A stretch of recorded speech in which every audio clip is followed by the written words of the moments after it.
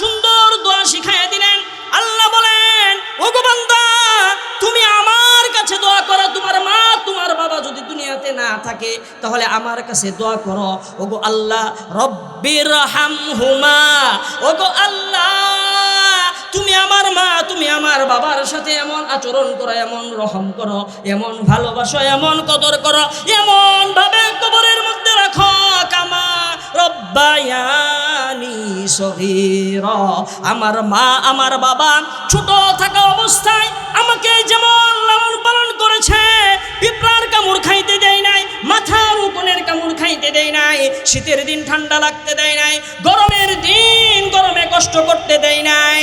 আমার মা যেমন সারা রাত যেখানে প্রস্রাব করে দিয়েছি, ঠান্ডা বিছানাটার মধ্যে মায়ের পিঠ লাগাইয়া দিছে, সারা রাত পেটের মধ্যে নিয়ে আমার মা আমাকে গরম রাখার চেষ্টা করেছে।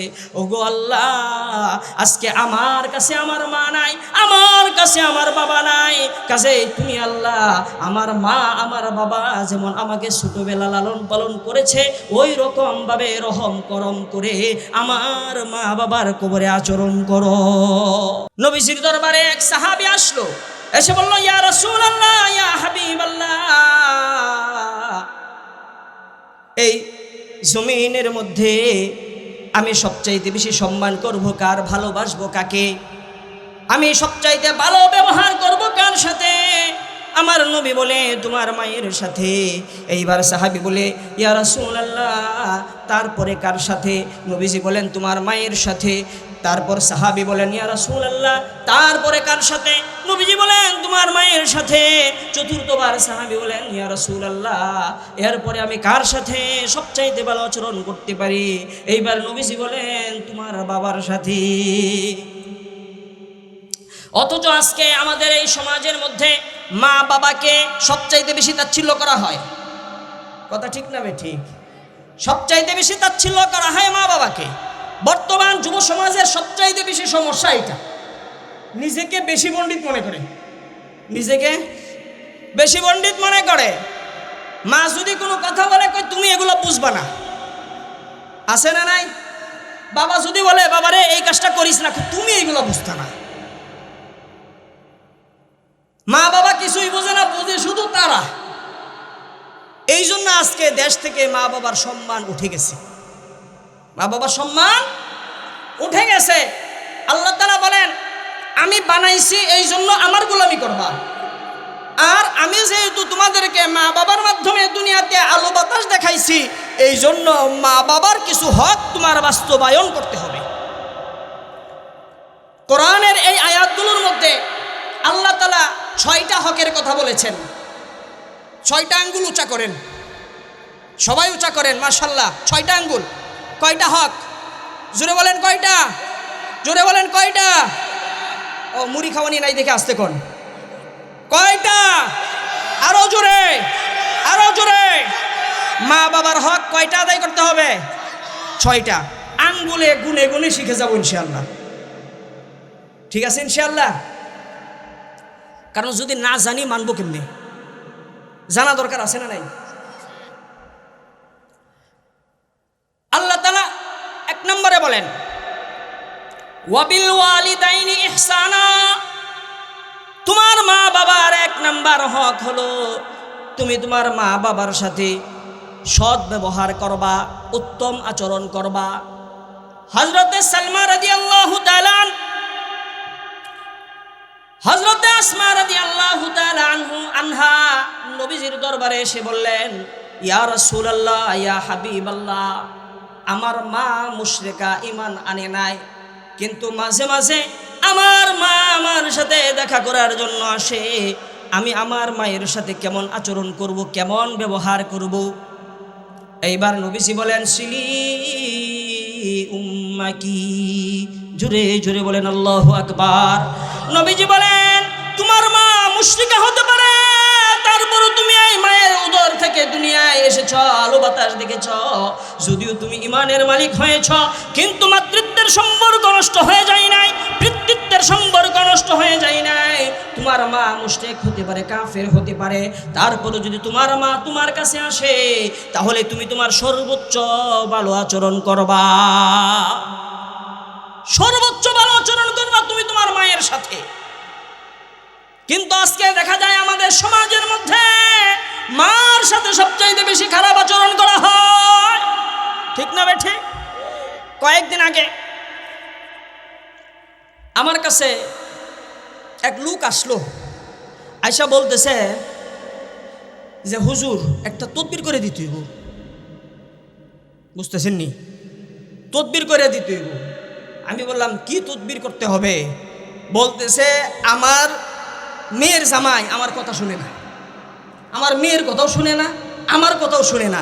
এমন একটা কাজ করে দিবেন যাতে আমার মেয়ের কথাই উঠে আর বসে আর আমার কথা শোনে। আমি বললাম সুন্দর কথা, তাহলে আমি যে কাজের কথা বলবো এটা আপনি করবেন নি? করব করব। মেয়ের জামাইয়ের বাপ আসেনি? বলতেছে আছে। আমি বললাম আপনি আপনার স্বামীকে ডিভোর্স দিয়া বিয়ের সাথে হাঙ্গা বইয়া করেন। কথা কন না কে? যেই মা 10 মাস 10 দিন উদরে রাখলো, পেটে রাখলো, কষ্ট সহ্য করলো, সন্তান মানুষ করলো, ওই মার কথা শুনবে না। যেই বাবা শরীরের রক্ত ঘাম ঝরাইয়া সন্তানকে মানুষ করলো, উপযুক্ত করলো, ওই বাবার কথা শুনবে না, তোমার কথা শুনবে। কথা কন না কেন? তাহলে শুনাইতেই চাও, তাহলে বিয়ের সাথে হাঙ্গা বই হলো। কথা কোন ঠিক না ঠিক? এত শুনাইতে হবে কেন? তোমার ছেলেকে তোমার কথা শোনাও। ওই মা সবচাইতে উত্তম, ওই বাবা সবচাইতে উত্তম। যে মা বাবার তালিম হয় যে মা তোমাকে আমি বিয়ে দিয়ে দিছি, এবার সংসার জীবন কঠিন জীবন, 2-4 কথা হইতেই পারে, একটু সহ্য করতেই হবে, কিন্তু সংসার ছেড়ে আসা যাবে। ওই মা পাওয়া আজকে বড়ই মুশকিল, ঠিক না বে ঠিক?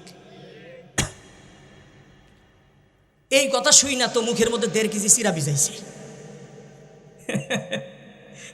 এইবার আপনি করলে করবেন, না করলে নাই, এগুলা কোন কে? আমি বললাম এটা কো আমার ইমানি দায়িত্ব। কথা ঠিক না বে ঠিক? আজকে সমাজের মধ্যে অবস্থা এমন হয়ে গিয়েছে। কয়েকদিন আগে আমার এক ছাত্র বিয়ে করছে। আমি বললাম কি খবর? বলতেছে হুজুর আমার শাশুড়ি এত আদর করে, আমি খাইলে বাইরে বাইরে খাওয়ায়, অনেক ভালো ভালো খাওয়ায়। আমি বললাম তুই আমার কাছে 5 বছর পড়লি, কোনোদিন এই কথা কইলি না তোর মা তোরে খাওয়া। বিয়া করলে 2 মাস, এতেই তোর শাশুড়ি খাওয়ায়, আমারে কোল লাগলো, তোর মা তোরে না খাওয়াইয়া রাখছে। কথা কর না কে?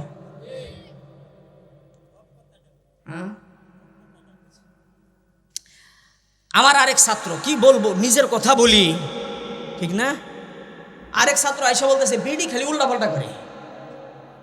বেডি কেটারি? আমার মা। পরে আমি জিজ্ঞাইলাম শাশুড়িরে ডাকস কি? আম্মুজি। শাশুড়িরে ডাকস আম্মুজি আর মারে ডাকস বেডি। এই ধরনের অপদার্থ চিন্তা করছেন আপনি? ভাইয়েরা আমার, যুবক ভাইয়েরা আমার, খুব খেয়াল করতে হবে। মা মারা গেলে তুমি মা পাবে না। যার মা দুনিয়াতে বেঁচে নাই তারা জানে মা কত দামি জিনিস। যারা বাবা দুনিয়াতে বেঁচে নাই তারা জানে বাবা কেমন বটগাছের মতো একটা শক্তিশালী খুঁটা। দাঁত থাকতে দাঁতের মর্যাদা করো। নবীজি বলেন ইন্নাল জান্নাতা তাহতা আকদামিল উম্মাহাত। মা বাবার পায়ের নিচে হলো সন্তানের জান্নাত। কাজেই কোথাও দেখাইতে পারবা না শাশুড়ির পায়ের নিচে সন্তানের মেয়ের জামাইয়ের জান্নাত আসেনি। কোথাও লেখা দেখাইতে পারবা না বউয়ের পায়ের নিচে স্বামীর জান্নাত। জান্নাত কার পায়ের নিচে রাখছেন? জুড়ে বলেন। কাজেই আজকের পর থেকে মার সাথে কেউ খারাপ ব্যবহার করব না, ভালো ব্যবহার করব, উত্তম ব্যবহার করব। হাতগুলো তুলে আল্লাহকে দুহাত তুলে দেখায় দে যুবক। করবো তো ইনশাআল্লাহ। আল্লাহ তৌফিক দান করো। তাহলে 1 নম্বর হক হলো মার সাথে বাবার সাথে ভালো ব্যবহার করা। কি ব্যবহার? ভালো ব্যবহার করা। 2 নম্বর হক হলো আল্লাহ তাআলা বলেন ফালা তাকুল লাহুমা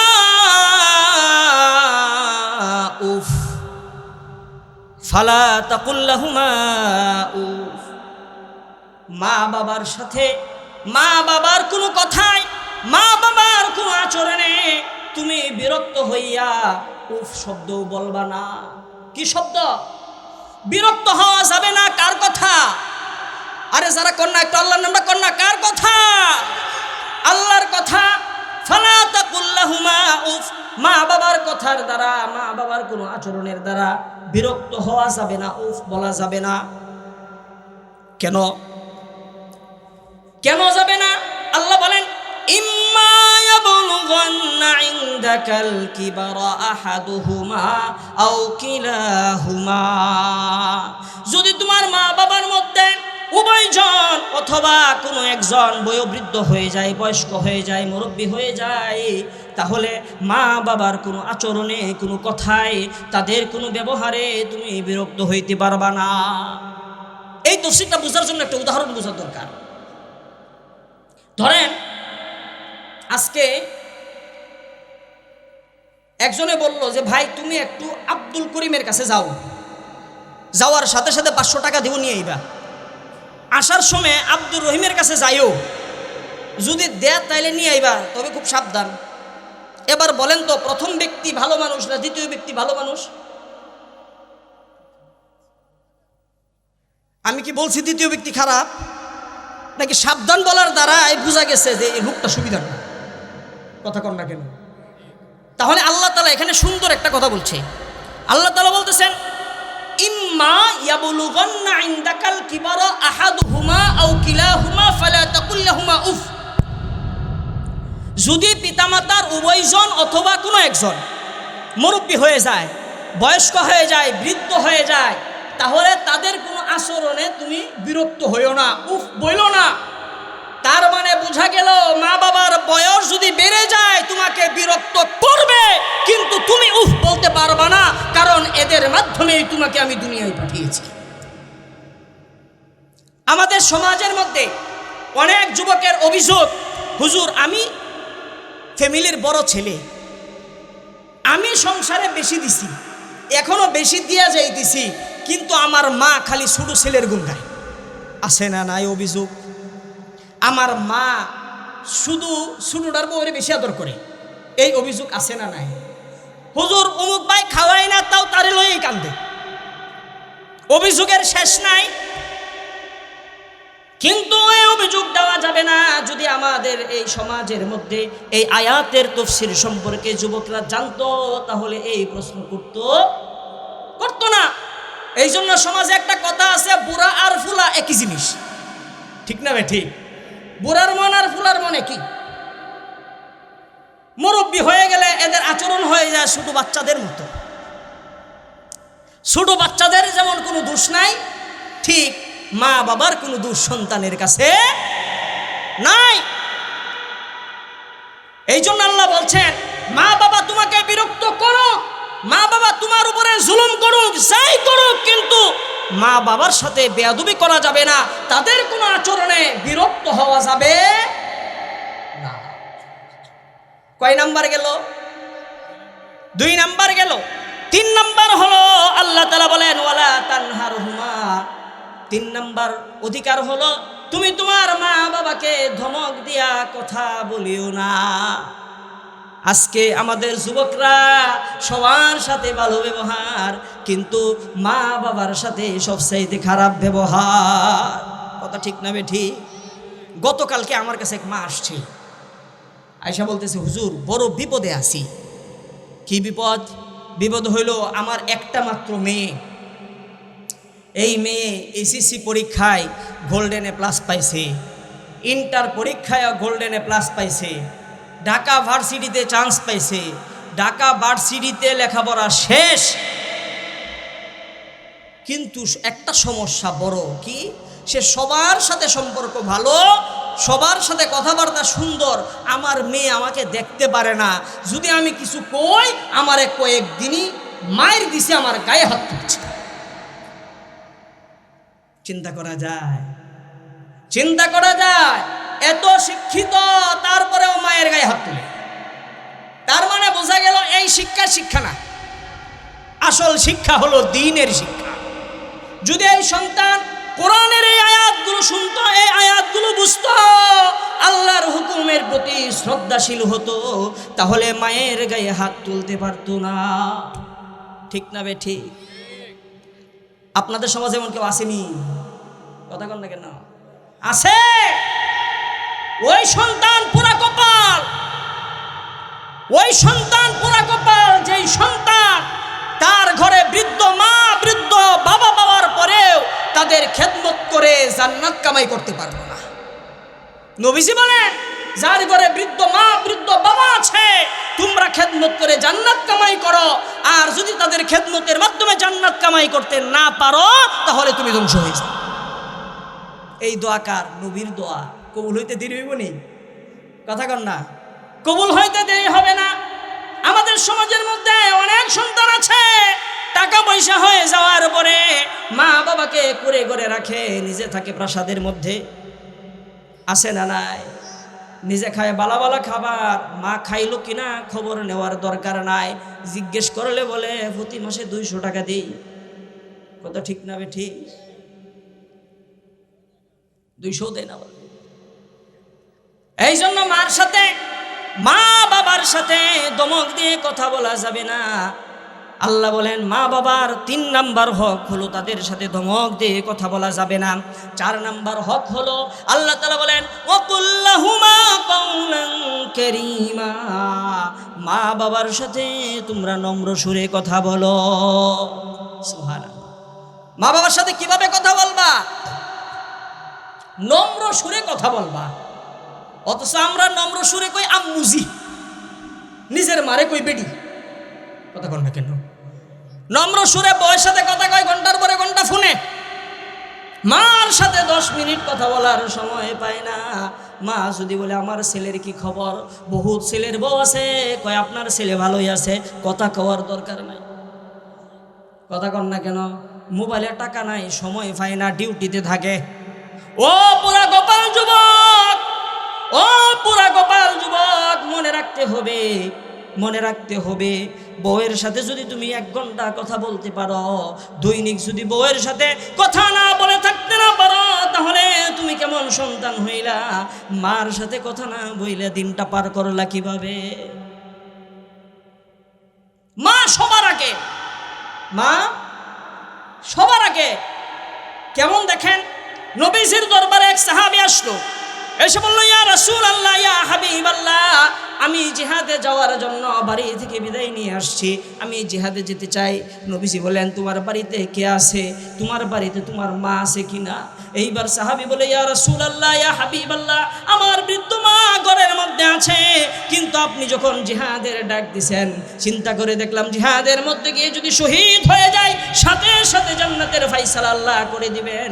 এই সৌভাগ্য থেকে আমি বিরত থাকতে চাই না, কাজেই বিদায় নিয়ে চলে আসছি। ওগো রাসূল, আপনি অনুমতি দিয়ে দিন, আমি জিহাদে যেতে চাই। নবীজি বলেন ওগো আমার সাহাবী, তোমার জিহাদে যাওয়ার দরকার নাই, তোমার জিহাদের চাইতে বেশি ফজিলত তুমি তোমার মা বাবার খেদমত করো।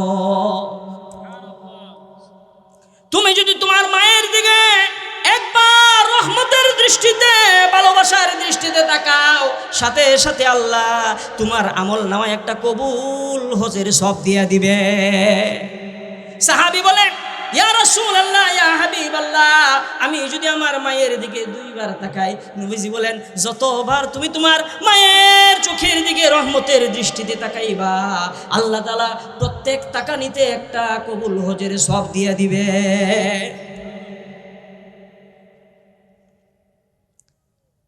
এই জন্য নম্র সুরে কথা বলতে হবে। কার সাথে? জোরে কন। মায়ের সাথে নম্র সুরে আস্তে করে কথা বলতে হবে। এরপরে আল্লাহ তাআলা 5 নম্বরে যেই কথাটা বলেছেন খুব গুরুত্বপূর্ণ, খুব লক্ষ্য করে শুনেন।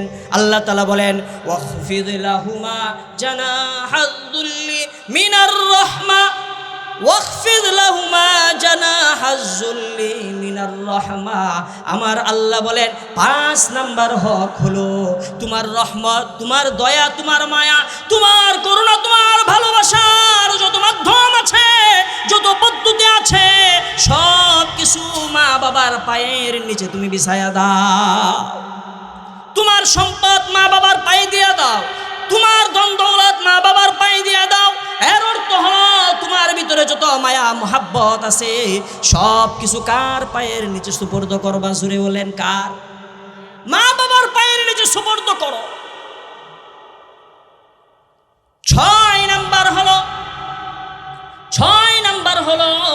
আল্লাহ তাআলা বলেন ওয়াকুর রব্বিরহামহুমা কামা রব্বায়ানি সগীরা। তোমার মা বাবা জীবিত থাকা অবস্থায় 5টা হক তুমি আদায় করবা। 1 নাম্বার হলো তাদের সাথে ভালো ব্যবহার করবা। 2 নাম্বার হলো তাদের কোনো কথায় কাজে কামে বিরক্ত হওয়া যাবে না। 3 নাম্বার ধমক দিয়ে কথা বলা যাবে না। 4 নাম্বার নম্র সুরে কথা বলতে হবে। 5 নাম্বার হলো মা বাবার সাথে তোমার রহমত, দয়া, মায়া, করুণার সব কিছু মা বাবার পায়ের নিচে বিছায়া দিতে হবে। আর যখন তোমার মা তোমার বাবা দুনিয়া থেকে চলে যাবে তখন সবচেয়ে গুরুত্বপূর্ণ একটা কাজ আল্লাহ দোয়া শিখায় দেন। তুমি বলো রব্বিরহামহুমা, সবাই বলি রব্বিরহামহুমা কামা রব্বায়ানি সগীরা। রব্বিরহামহুমা কামা রব্বায়ানি সগীরা। আজকে দেখেন মা মারা গেলে বোঝা যায় মার কত দাম, বাবা না থাকলে বোঝা যায় বাবা কি জিনিস। যার বাবা নাই সে জানে। আজকে আমার কলিজার টুকরো ভাই তার বাবার জন্য এই আয়োজনটা করেছে। বাবা সৌভাগ্যবান, কথা ঠিক না বে ঠিক? গানের আয়োজন করতে পারতো, অন্য কাজ করতে পারতো, চিন্তা করলেন। আমি আইসে জিজ্ঞেস করলাম ভাই কি উপলক্ষে ওয়াজ মাহফিল? বলার সাথে সাথে আমার ভাই কেঁদে দিল, বলতেছে হুজুর আমি আমার বাবাকে খুব ভালোবাসতাম, আমার বাবাকে খুব মহব্বত করতাম, বড় কষ্ট করেছি মা বাবার জন্য, বাবাকে বহুত ভালোবেসেছি, কিন্তু হঠাৎ করে আমার বাবা আজকে চলে গিয়েছেন। হুজুর আমার বাবার মাগফিরাতের জন্য এই আয়োজন করেছি। এমন যুবক যদি বাংলার জমিনে থাকে, এই বাংলার জমিন কখনো ধ্বংস হতে পারে না। এই জন্য ভাইয়েরা আমার যোগ্য সন্তান রেখে যেতে হবে। নবীজি বলেন যদি তুমি যোগ্য সন্তান রেখে যাও তাহলে তোমার সন্তানের ইবাদতের একটা অংশ তোমার কবরের মধ্যে আল্লাহ পৌঁছায় দিবে। আর যদি কুসন্তান রেখে যাও, অভদ্র সন্তান রেখে যাও, তাহলে সন্তানের বদ আমলের একটা অংশ তোমার কবরে চলে যাবে। এই জন্য ভাইয়েরা আমার সন্তানদেরকে লালন পালন করতে হবে কোরআন সুন্নাহ মোতাবেক, আল্লাহর ভয় দিলের মধ্যে দিতে হবে, সন্তানের জন্য ব্যাপক পরিমাণ দোয়া করতে হবে। ওগো আল্লাহ আমার সন্তানকে তুমি আদর্শ সন্তান বানায়া দাও, আমি মরার পরে যেন আমার জন্য হাদিয়া পাঠাইতে পারে, আমি মরার পরে যেন এরকম দিনই মজমা করতে পারে। কিন্তু আজকে আমাদের যুব সমাজ মা বাবার জন্য কি দিবে? রং ঢং তামাশা করেই বাঁচে না, ঠিক না বে ঠিক? রং ঢং তামাশা করেই বাঁচে না। এই জন্য ভাইয়েরা আমার মাকে যে যত ভালোবাসতে পারবে তার দাম তত বাড়ায় দিবেন কে? জুড়ে বলেন কে? আল্লাহ। হযরত